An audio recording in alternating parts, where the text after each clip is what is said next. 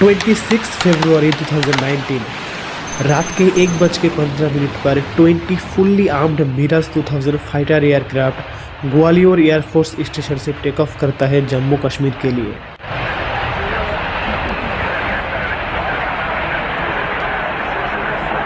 सुबह के करीब 3:45 पर फाइटर्स माउंटेन के सहारे पाकिस्तानी एयरबोर्न सर्वेलेंस से बच के एलओसी क्रॉस करते हैं।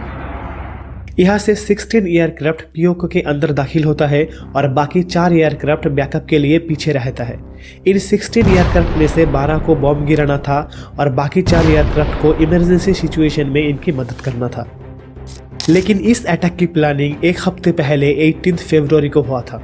18 फरवरी की सुबह को national security adviser Ajit Doval army, navy, air force and रॉकी रिसर्च एनालिसिस विंग के चीफ्स के साथ एक मीटिंग करते हैं।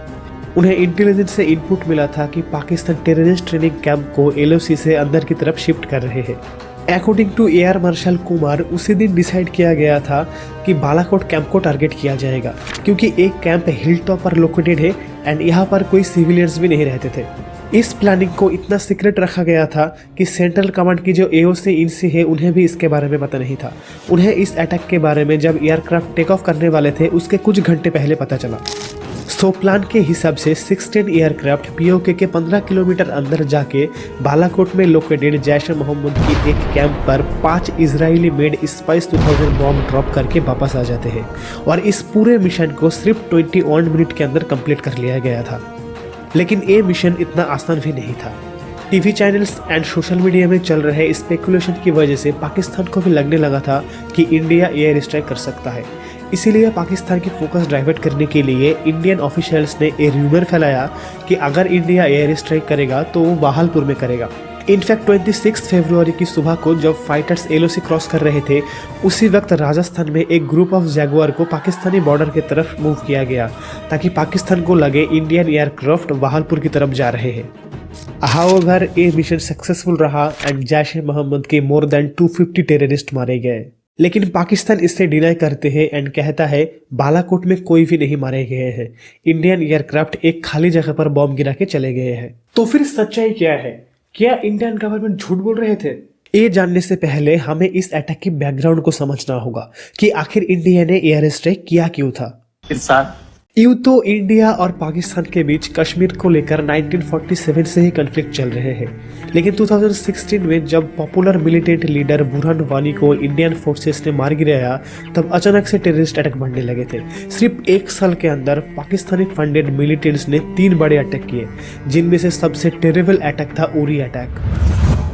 18 सितंबर 2016 सुबह के 5:30 बजे के करीब 4 मिलिटेंट उरी में लोकेटेड इंडियन आर्मी की ब्रिगेड हेडक्वार्टर में हमला कर देता है, जिसमें हमारे 19 जवान शहीद हो गए और करीब 30 सोल्जर इंजर्ड हो गए।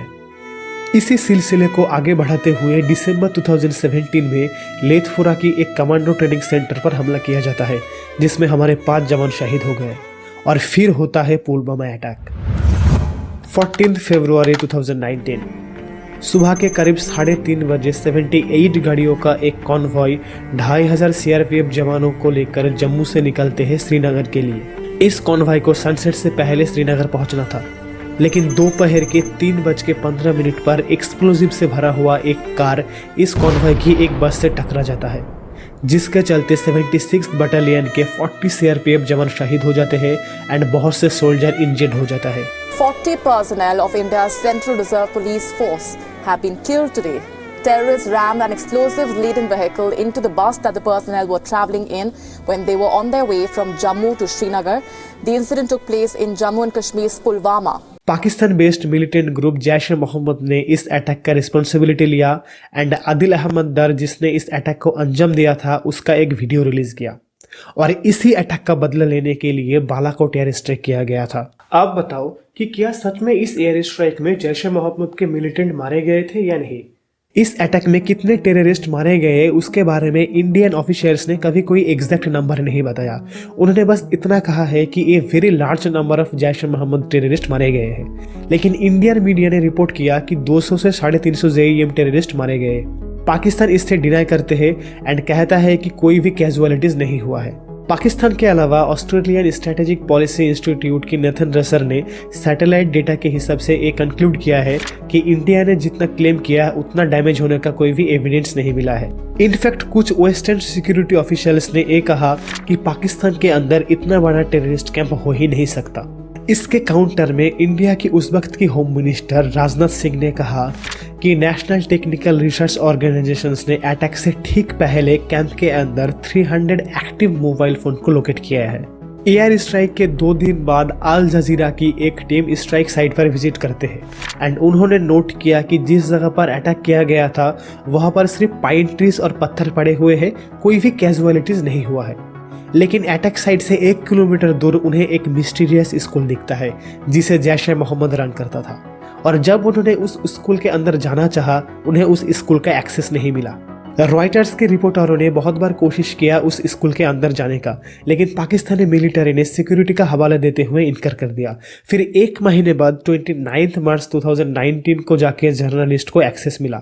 उस वक्त स्कूल के अंदर 375 स्टूडेंट प्रेजेंट थे एंड रिपोर्टर्स को अलाउ किया गया था इन स्टूडेंट का इंटरव्यू लेने के लिए, उस जगह की फोटो खींचने के लिए एंड वीडियो रिकॉर्ड करने के लिए। अटैक के अगले दिन 27 फरवरी को वर्ल्ड व्यू 2 सैटेलाइट ने अटैक साइट की एक हाई क्वालिटी इमेज लिया था जिसमें देखा जा सकता है कि जिस जगह पर अटैक हुआ था उसके आसपास 2 बिल्डिंग सही सलामत खड़ा है। इसीलिए ऑस्ट्रेलियन स्ट्रेटेजिक पॉलिसी इंस्टीट्यूट ने कंक्लूड किया कि शायद सिस्टमेटिक टारगेटिंग एरर की वजह से बॉम्ब 1 किलोमीटर दूर जाके गिरा।